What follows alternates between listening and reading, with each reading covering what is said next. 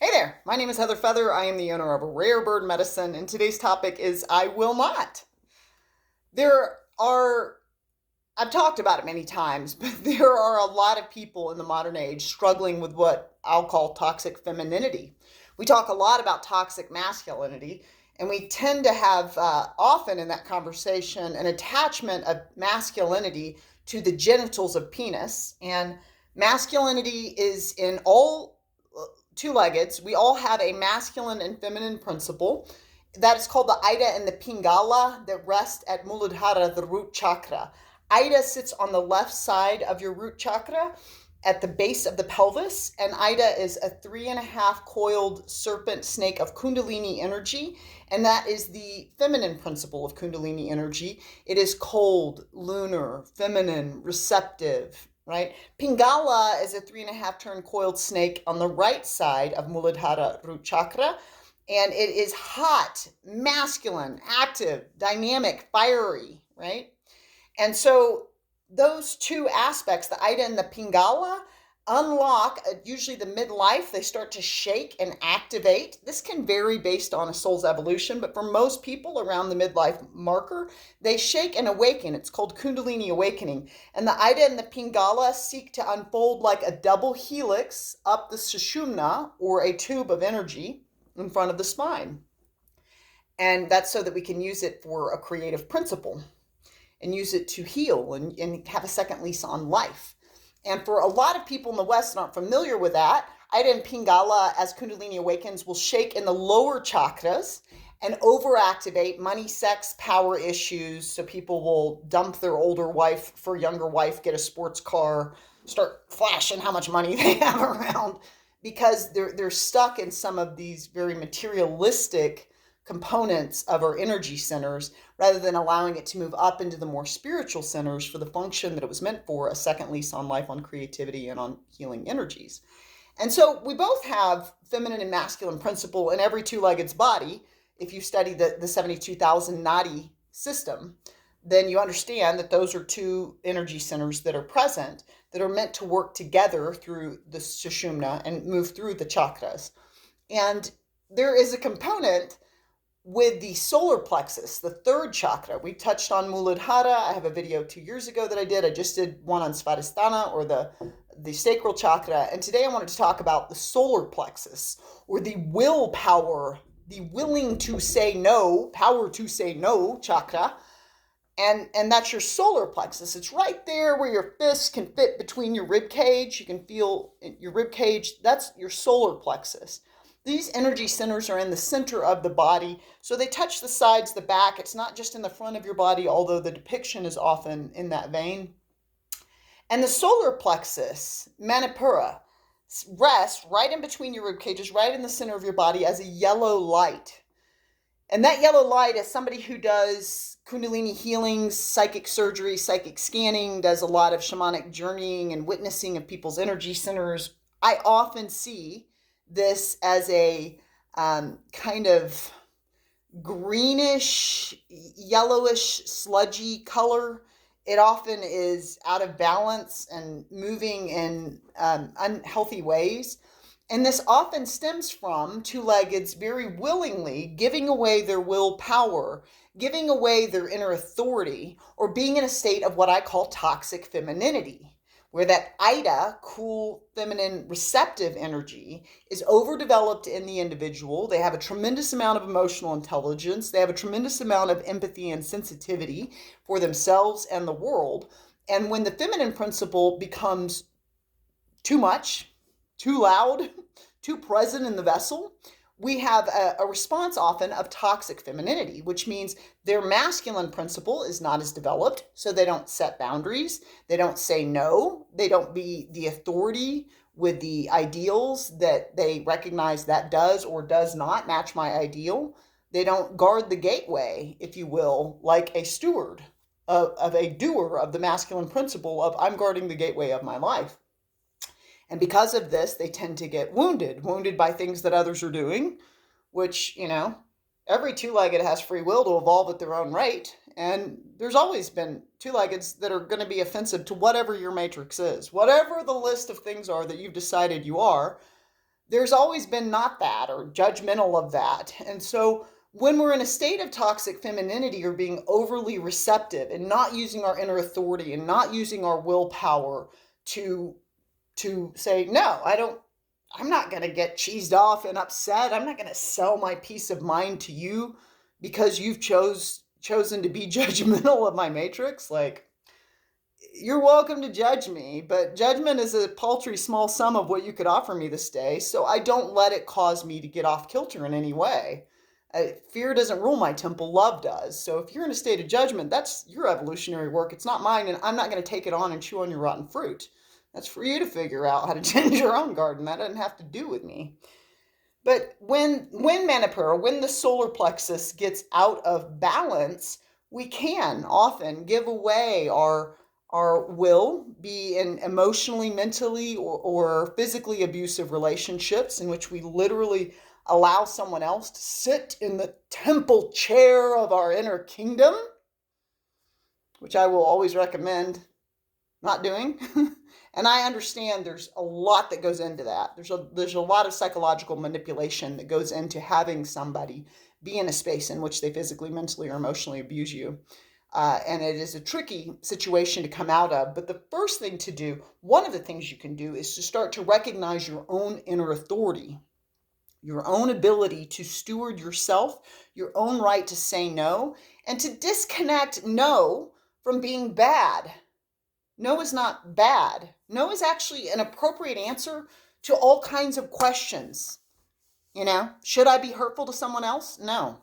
Should I be malicious? No. Should I be materialistic? No. Should I be out of balance? No.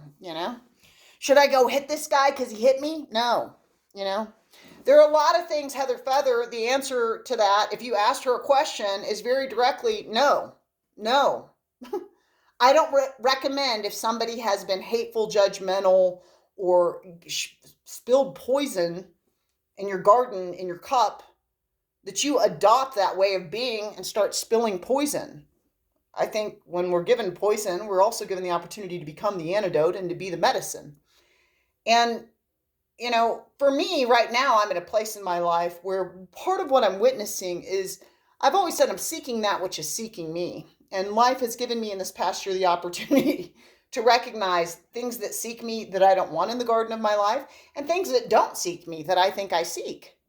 And I'm allowing all of that to just clear out of my field.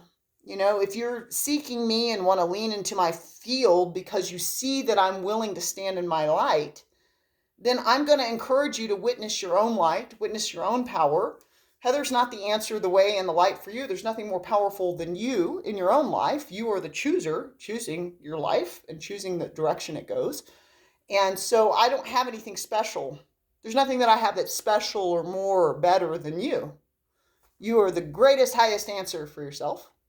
So I don't allow others to overly seek my field of energy. We can often have energy vampirism, or those that are courting or doing etheric, even unconscious, energetic courting into the solar plexus, pulling on our energies, draining.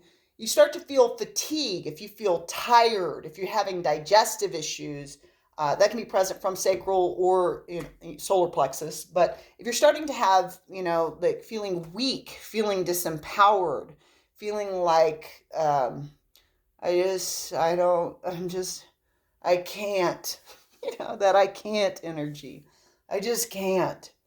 Then your solar plexus might be out of balance. So what I wanted to do today is give us the opportunity to bring Manipura into balance, to balance that chakra. One of the ways you can do that is you can wear yellow. You can gold or yellow colors. You can put those, adorn your body with that, adorn your temple with that. I have yellow drapes to bring brightness into my living room.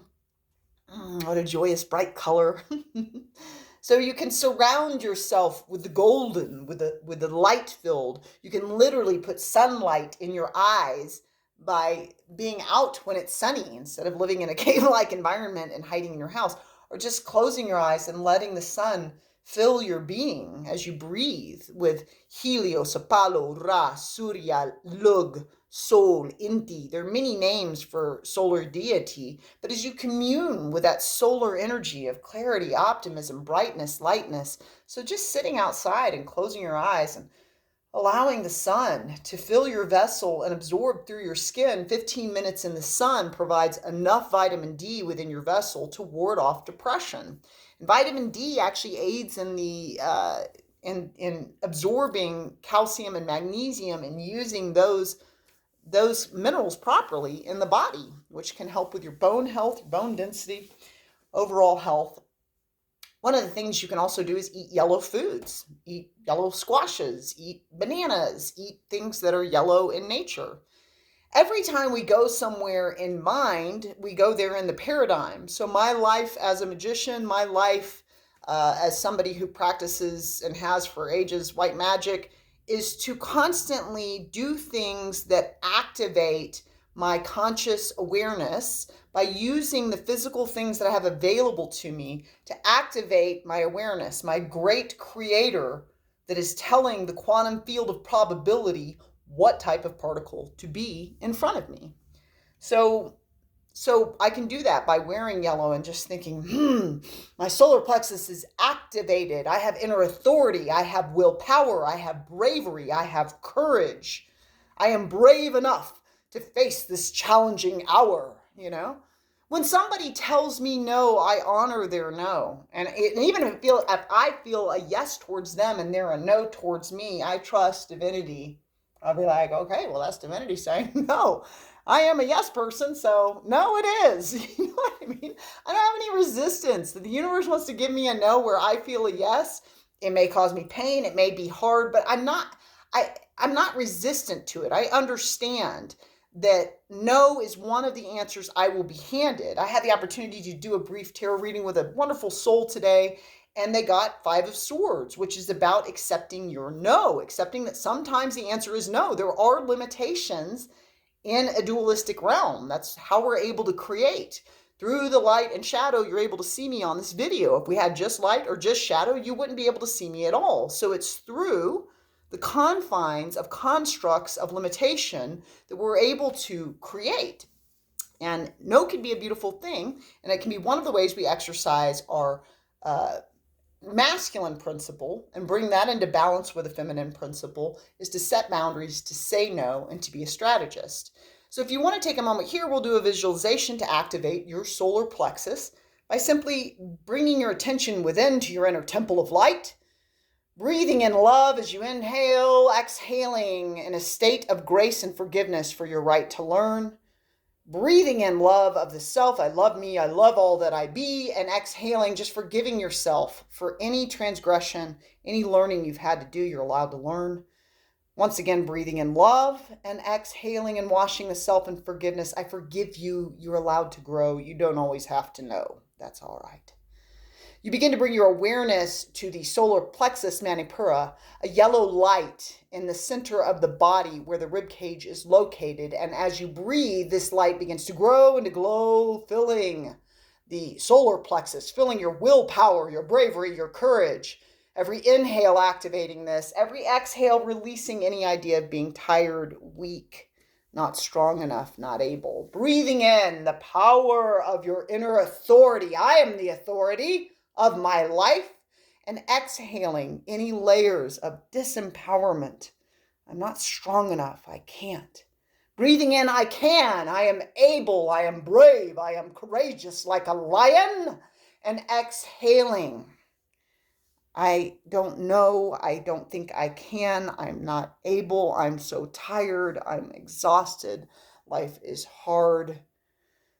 Breathing in the power of your ability to create through your inner authority, exhaling and releasing any idea that you are weak, that you cannot. Just letting that go, blessed away from you now. If there's anything you've been holding that feels too weighty, simply gather that up in your breath. Exhale it blessed away from you now. And as you inhale, slowly open your eyes, looking upon the prize that is you. You can go to rarebirdmedicine.com, click on the classes link, A lot of amazing classes coming up this year, including classes on magic like Celtic shamanism and Be a Witch. Blessed be.